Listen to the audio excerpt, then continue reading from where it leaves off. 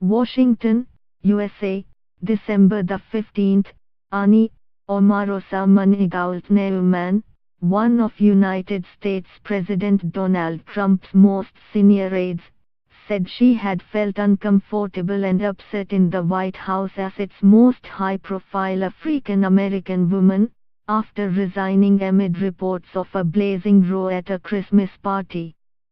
Manigault Neumann was an assistant to the President and Director of Communications for the White House Office of Public Liaison, working on outreach to various constituency groups.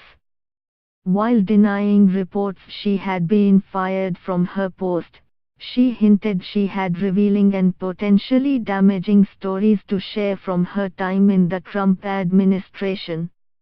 As the only African-American woman in this White House, as a senior staff and assistant to the President, I have seen things that have made me uncomfortable, that have upset me, that have affected me deeply and emotionally, that has affected my community and my people, The Guardian quoted Omarosa, as saying. And when I can tell my story, it is a profound story that I know the world will want to hear, she continued.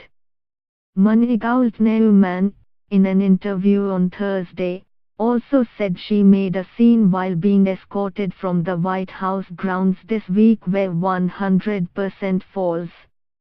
She also denied reports that she tried to enter the White House residence to see Trump, calling those reports ridiculous and absurd. The U.S. Secret Service, however, had clarified it was not involved in the termination process of Ms. Manigault Neumann or the escort of the complex. According to The Guardian, the agency also said that our only involvement in this matter was to deactivate the individual's pass which grants access to the complex.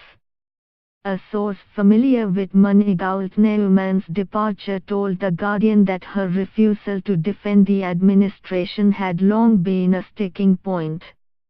Manigault Neumann also was unwilling to talk about Trump's civil rights record in the wake of his visit to the opening of a new museum in Mississippi on Saturday and her refusal to be a public advocate for the White House as its most prominent African-American woman culminated on Tuesday night in a meeting with Chief of Staff John Kelly and several lawyers in the White House Situation Room that the source said ended with her departure from the administration, The Guardian adds.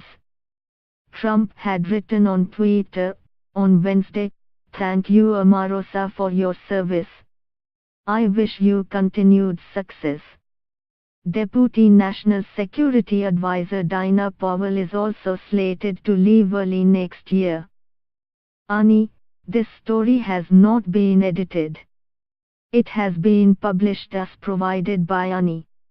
For world news, follow us on Facebook, Twitter, Google+, and for news updates download our news app.